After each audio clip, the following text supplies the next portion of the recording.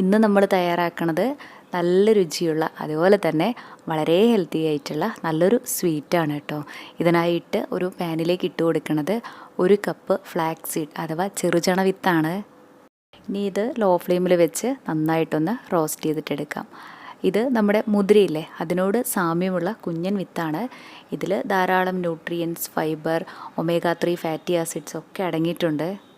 അതുപോലെ പ്രമേഹം നിയന്ത്രിക്കാനായിട്ട്, കൊളസ്ട്രോൾ കുറയ്ക്കാനായിട്ട്, നമ്മുടെ ഹാർട്ടിനെ ഹെൽത്തിയാക്കി വെക്കാനായിട്ട്, ക്യാൻസറിനെ പ്രതിരോധിക്കാനായിട്ട്, തൂക്കം കുറയ്ക്കാനായിട്ട്, നമ്മുടെ കുടലിൻ്റെ നല്ല ആരോഗ്യത്തിന്, പിന്നെ ക്രമം തെറ്റിയ പീരീഡ്സൊക്കെ ഉള്ളവർക്ക് അത് റെഗുലേറ്റ് ചെയ്യാനായിട്ട് ഈ ഒരു ചണവിത്ത് കഴിക്കണത് ഒത്തിരി നല്ലതാണ് കേട്ടോ.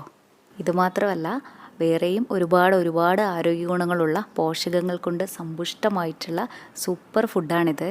മിക്കവർക്കും തന്നെ ഫ്ലാക്സ് സീഡിൻ്റെ ഗുണങ്ങളെപ്പറ്റിയൊക്കെ നന്നായി തന്നെ അറിയാനുണ്ടാവും. അറിയാത്തവരുണ്ടെങ്കിൽ കൂടുതലായിട്ട് അറിയാനായിട്ട് ഒന്ന് ഗൂഗിൾ ചെയ്ത് നോക്കിക്കോളൂ.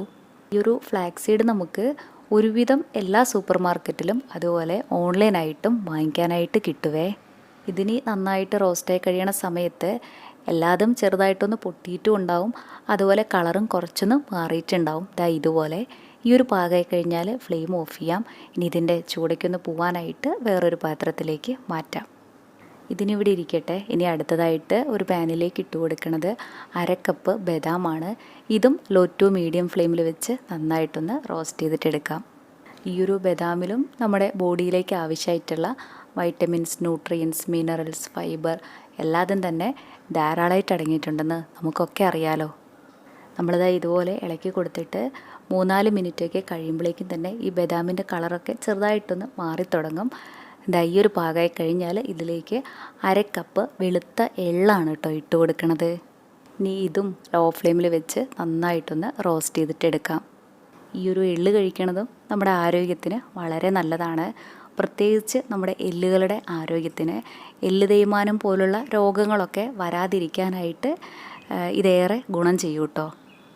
അതുപോലെ PCOD ഒക്കെ ഉള്ളവരാണെങ്കിൽ പീരീഡ്സ് റെഗുലേറ്റ് ചെയ്യാനായിട്ടും ബ്ലഡിൻ്റെ അളവ് കൂട്ടാനായിട്ടും ഈ ഒരു എള്ള് കഴിക്കണത് ഒത്തിരി നല്ലതാണ്.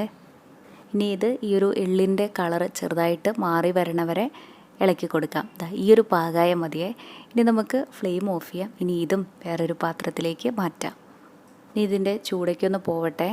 ചൂട് പോയി കഴിഞ്ഞാൽ ഇത് പൊടിച്ചെടുക്കാനായിട്ട് മിക്സിയുടെ ജാറിലേക്ക് ഇട്ട് കൊടുക്കാം. എളുപ്പത്തിൽ പൊടിഞ്ഞ് കിട്ടാനായിട്ട് ഞാൻ 2 പ്രാവശ്യമായിട്ടാണ് ഇത് പൊടിച്ചിട്ടെടുക്കണത്. അതുപോലെ ഫൈൻ പൗഡറായിട്ടല്ല, ചെറിയൊരു തരിയോടുകൂടി തന്നെയാണ് പൊടിച്ചിട്ടെടുക്കേണ്ടതും. ഇനി ഇതിവിടെ ഇരിക്കട്ടെ. ഇനി അടുത്തതായിട്ട് ഇതിലേക്കുള്ള ശർക്കരപ്പാനി തയ്യാറാക്കാനായിട്ട് ഒരു പാനിലേക്ക് 1 കപ്പ് പൊടിച്ച ശർക്കരയും 1/4 കപ്പ് വെള്ളവും കൂടെ ഒഴിച്ചു കൊടുക്കാം. ഇനി ശർക്കരയൊക്കെ അലിഞ്ഞു വരട്ടെ. ഇത് മണ്ണും പൊടിയൊന്നും ഇല്ലാത്ത ശർക്കരയാണ്, അതുകൊണ്ട് ഞാനിനി ഇത് അരിച്ചിട്ടെടുക്കണില്ല.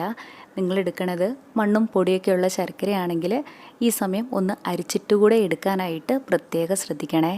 ഇനി ഇത് 1 സ്ട്രിങ് കൺസിസ്റ്റൻസിക്ക് തൊട്ട് മുന്നുള്ള ഭാഗം, അതായത് നമ്മളിങ്ങനെ കയ്യിലെടുത്ത് നോക്കുമ്പം ഒട്ടണ ഒരു പരുവം, ഈ ഒരു പാകമായി കഴിഞ്ഞാൽ ഇതിലേക്ക് 1/2 ടീസ്പൂൺ ഏലക്കാപ്പൊടിയും 2 നുള്ളു ഉപ്പും 1 ടീസ്പൂൺ നെയ്യും കൂടെ ചേർക്കാം. നെയ്യ് ചേർക്കാനായിട്ട് ഇഷ്ടമില്ലെങ്കിൽ ഒഴിവാക്കിക്കോളൂ. ഇനി ഇതിലേക്ക് നമ്മൾ പൊടിച്ച് മാറ്റി വെച്ചിട്ടുണ്ടായിരുന്ന ആ ഒരു ഫ്ലാക്സ് സീഡിൻ്റെ കൂട്ടും കൂടെ ഇട്ട് കൊടുത്ത ശേഷം നന്നായിട്ട് ഇതൊന്ന് യോജിപ്പിച്ച് കൊടുക്കാം. ഈ സമയം ലോ ഫ്ലെയിമിൽ തന്നെ വെക്കാനായിട്ട് മറന്നു പോവല്ലേ. നന്നായിട്ടൊന്ന് മിക്സാക്കി എടുത്തു കഴിഞ്ഞാൽ ഫ്ലെയിം ഓഫ് ചെയ്യാം. ഇനി ഇത് വേറൊരു പാത്രത്തിലേക്ക് മാറ്റാം. ഇനി ഇതിൻ്റെ ചൂടയ്ക്കൊന്ന് പോയിട്ട് നമുക്ക് കൈകൊണ്ട് പിടിക്കാനായിട്ട് പറ്റണ ചൂടാകുന്ന സമയത്ത് ചെറിയ ഉരുളകളാക്കിയിട്ടെടുക്കാം. ചെറിയൊരു ചൂടോടെ തന്നെ വേണം ഇതൊക്കെ ചെയ്യാനായിട്ട്. തണുത്തു പോയി കഴിഞ്ഞാൽ നമുക്കിത് ഉരുട്ടിയെടുക്കാനായിട്ട് നല്ല പാടായിരിക്കും. എല്ലാതും തന്നെ ഇതേപോലെ ബോൾസാക്കി എടുക്കാം. അപ്പോൾ ഇത്രയേ ഉള്ളൂ ഫ്ലാക്സ് സീഡ് കൊണ്ടുള്ള ഈ ഒരു ലഡു. ഇത് 1-2 എണ്ണം മാത്രമേ ഒരു ദിവസം കഴിക്കാനായിട്ട് പാടുള്ളൂ. അതിൽ കൂടുതൽ കഴിക്കരുത് കേട്ടോ. അതുപോലെ 7 ദിവസം വരെയൊക്കെ നമുക്കിത് പുറത്ത് വയ്ക്കാം. കൂടുതൽ നാളത്തേക്ക് എടുത്തു വയ്ക്കുവാണെങ്കിൽ ഫ്രിഡ്ജിൽ എടുത്ത് വെക്കണേ. 1 മാസം വരെയൊക്കെ കേടുവരാതിരിക്കും. ഇത് കഴിക്കാനായിട്ടും നല്ല രുചിയാണ്, വളരെ ഹെൽത്തിയുമാണല്ലോ. ഇതുമാത്രമല്ല കേട്ടോ, വേറെയും ഫ്ലാക്സ് സീഡ് കൊണ്ടുള്ള പല തരത്തിലുള്ള ലഡുവിൻ്റെ റെസിപ്പീസൊക്കെ നമ്മുടെ ഈ ചാനലിലുണ്ട്. കണ്ടിട്ടില്ലെങ്കിൽ ഒന്ന് കണ്ടു നോക്കൂ. അതുപോലെ ഈ വീഡിയോ നിങ്ങൾക്ക് ഇഷ്ടപ്പെടുവാണെങ്കിൽ ഹെൽത്തി ആയിട്ടുള്ള നല്ല റെസിപ്പീസിനായി നമ്മുടെ ഈ ചാനൽ സബ്സ്ക്രൈബ് ചെയ്യാനും മറക്കല്ലേ കേട്ടോ. താങ്ക്